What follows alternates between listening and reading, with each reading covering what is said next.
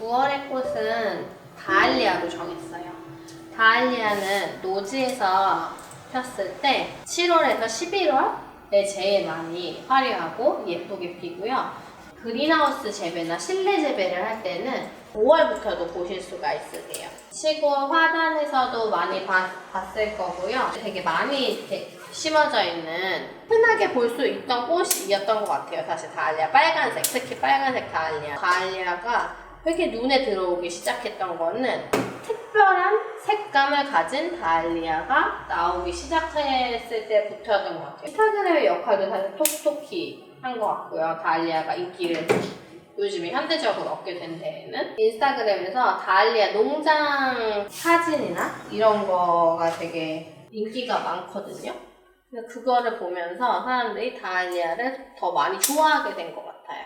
요즘에 사람들이 딱 가을하면 떠올리는 꽃이 되었습니다. 원산지가 멕시코예요. 그래서 멕시코의 국화이기도 하고요. 그리고 우리나라에는 어떤 경로로 들어왔는지 남아있는 기록이 없어요. 유럽에는 어떻게 전해졌다고 남아있냐면 영국에 그 이집트 미이라를 연구를 하는 고고학자들이 있었는데 그 고고학자들이 여자 미이라를 발견했을 때 손에서 꽃 한 송이가 있었대요. 발견했을 때. 그때 꽃 한 송이가 공기랑 접촉을 딱 하면서 정말 이렇게 사라지듯이 아래로 떨어졌다고 해요. 그래서 돌아가서 그 씨앗을 심었더니 그게 다알리아 이 꽃이 되었다는 거예요. 그 재배를 했던 사람이 스웨덴 식물학자였고 그 식물학자의 이름이 다알이었어요. 다알 식물학자의 이름에서 따와서 다알리아라고 이름을 붙였다고 합니다. 그리고 지금 보시다시피 다알리아는 약간 앞뒤가 있어요, 꽃이. 그래서 어떻게 보면은 꽂기가 힘든 꽃이기도 해요. 근데 이제 다알리아는 모양에 따라서 여러 가지 품종이 있는데 이렇게 앞뒤가 조금 확연히 보이는 품종이 있고 그리고 이렇게 폼폼 있죠. 폼폼 같이 이렇게 동글동글한 느낌의 다알리아도 있어요. 그런 애들은 사실 꽂기가 쉬운 편입니다. 근데 이렇게 생긴 애들은 꽂기가 쉬운 편은 아니에요. 왔다 갔다 하니까 얼굴이. 근데 얼굴이 이렇게 왼쪽 오른쪽 막 이렇게 돌아다니는 그 얼굴들을 보면은 마치 춤추는 것 같기도 해서 저는 그런 재미로 그게 또 예쁜 포인트인 것 같아요, 다알리아에. 그래서 다알리아를 좋아합니다. 오늘은 하얀색 다알리아를 준비를 해봤고요.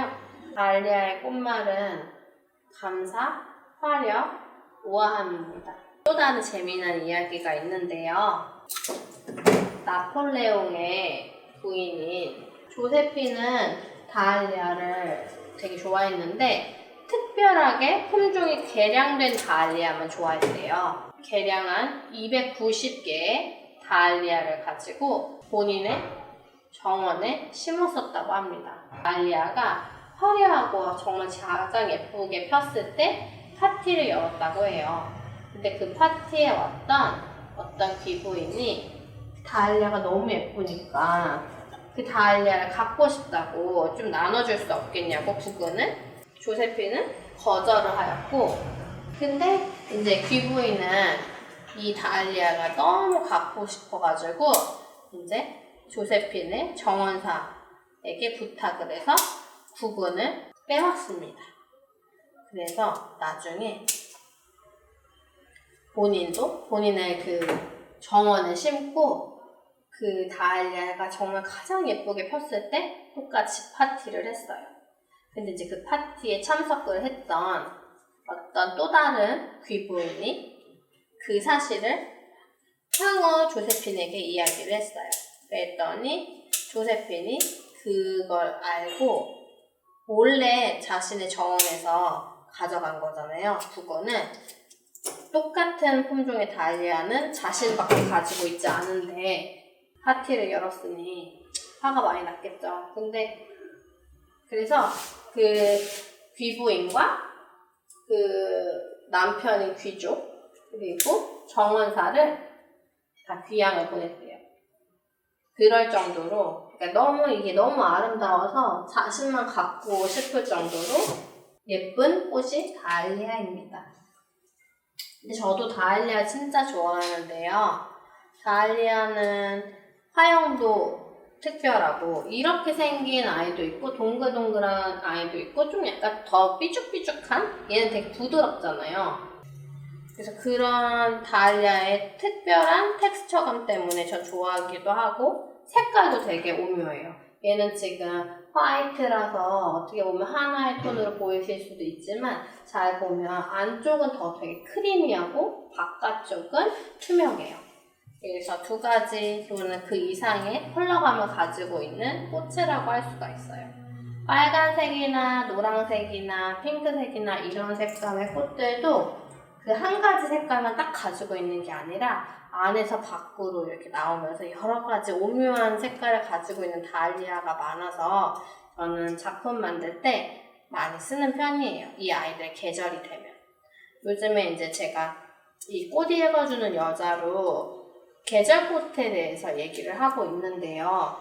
그 계절이 아니면 사실은 쓸 수 없는 꽃들, 그런 꽃들을 가지고 작업을 하는 일이 사실은 이제 많아졌어요. 예전에는 수입된 꽃도 많이 쓰고 했는데 어느 날 생각해보니까 지금 이 계절에 쓸 수 있는 꽃이 이렇게 많은데 굳이 다른 계절, 다른 나라에서 탄소 배출을 많이 하면서까지 비행기를 타고 온 아이들을 꼭 써야 할까? 라는 생각이 들더라고요. 정말 특별하게 그 꽃을 써야 되는 이유가 있지 않는다면 웬만하면 제철꽃 그리고 우리나라에서 재배된 꽃을 쓰려고 합니다. 다알리아는 사가지고 오면 구매하고 나면 되게 어려운 부분이 물올림이에요. 물올림을 할 때는 이파리들을 다 제거를 해 주셔야 되세요. 왜 제거를 해야 되냐면 잎으로 물이 가다 보면은 다른 아이들도 마찬가지지만 얼굴로 도달하는 물의 양이 적어질 수도 있고 다알리아는 물속 자르기를 하는 게 제일 좋아요. 물속 자르기를 하고 다알리아 끝부분에 줄기 끝부분을 뜨거운 물에다가 담궈가지고 도관을 뚫리게 하는 방법이 제일 좋습니다. 다알리아를 사고 나서 물에다가 넣었는데 물이 내렸다는 분들이 사실 되게 많아요. 저도 그런 경험이 많고요. 근데 그거는 뜨거운 물에 이렇게 애들을 담그거나 그 끝처리를 안 해서 그래요.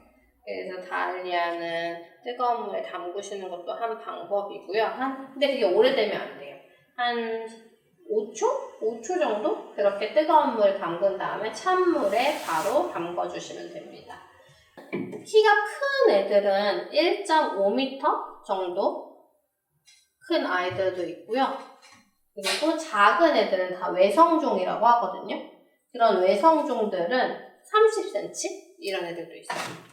그리고 이런 식으로 겹이 많은 애들은 겹 다알리아라고 하기도 하고 그리고 콧 다알리아도 있어요. 이 다알리아가 국화과다 보니까 사람들이 국화냐고 물어보시는 분들이 있거든요. 이렇게 꽃은 항상 구분이 잘 안 될 때는 줄기를 보시면 되거든요. 줄기랑 잎을 보면 국화 줄기와 다알리아 줄기는 전혀 다르게 생겼어요. 근데 사실 많은 분들이 꽃을 공부를 따로 하시지 않으면 줄기나 잎이나 이런 거를 사실 볼 일이 별로 없으시죠. 그러니까 뭔가 요즘에는 그런 생각이 들어요. 그러니까 꽃에 대해서 공부를 따로 한다기보다는 꽃을 볼 일이 많다면 정원이 있거나 한다면 이게 더 좋지 않을까라는 사실 생각하거든요. 어렸을 때부터 꽃에 대해서. 근데 이제 도시에 사는 저희들에게는 어려운 일이겠죠, 사실 저희 집에도 정원이 없는데요.